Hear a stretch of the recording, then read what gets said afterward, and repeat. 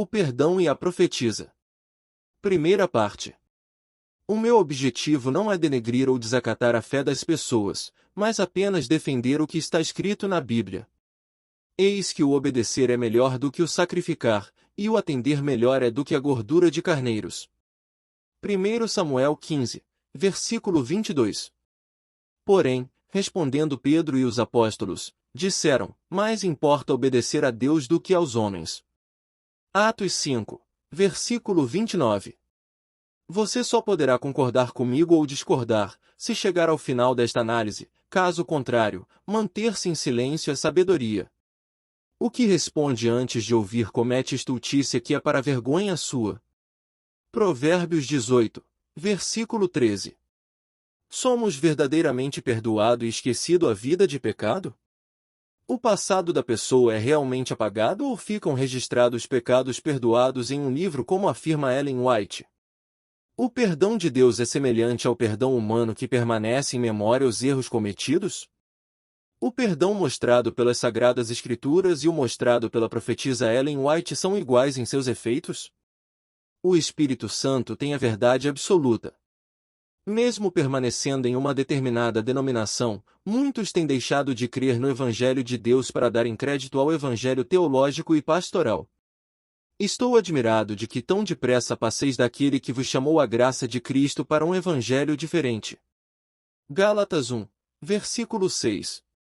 Quando na verdade só existe um Evangelho verdadeiro, a questão é que as pessoas em nome de profetas, pastores, placas religiosas semeiam de forma sutil confusão, doutrinaria e incredulidade na Bíblia, desviando a obediência das pessoas de Deus para suas doutrinas contraditórias e a teólogos proprietários da verdade.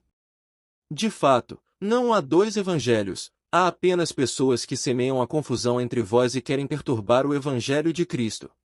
Gálatas 1, versículo 7. Se um pastor ou qualquer líder, ou mesmo um anjo descido do céu que não fazem parte das legiões dos demônios anunciarem um evangelho que ultrapasse ou diminua o que já foi escrito na palavra de Deus, devemos considerá-lo como um maldito e sua mensagem como uma maldição. Mas, ainda que alguém, nós ou um anjo baixado do céu, vos anunciasse um evangelho diferente do que vos temos anunciado, que ele seja anátema. Gálatas versículo 1, 8.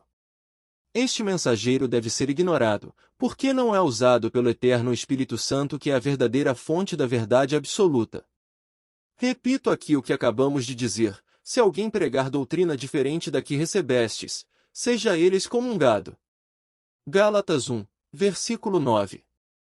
O Espírito Santo afirma em Provérbios 30, versículo 6, confirma Gálatas 1, versículos 6 a 9.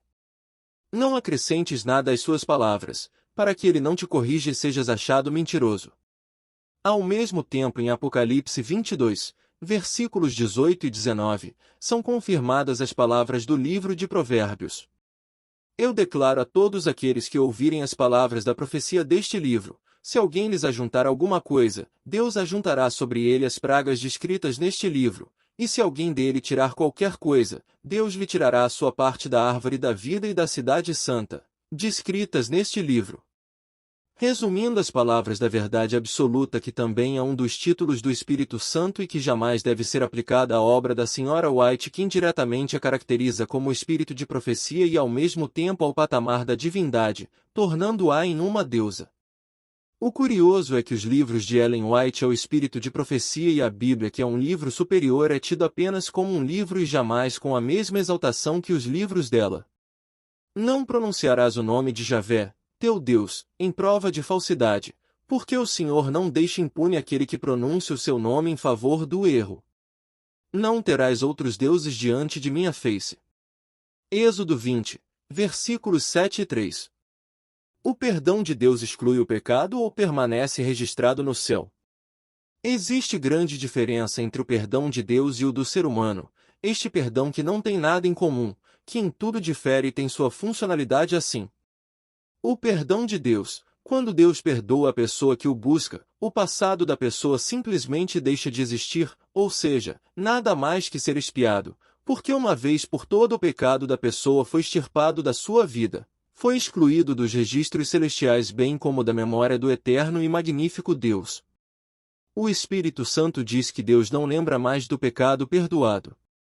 Deus faz questão de oferecer perdão. Uma vez aceito o Eterno, não mais rememora os nossos pecados.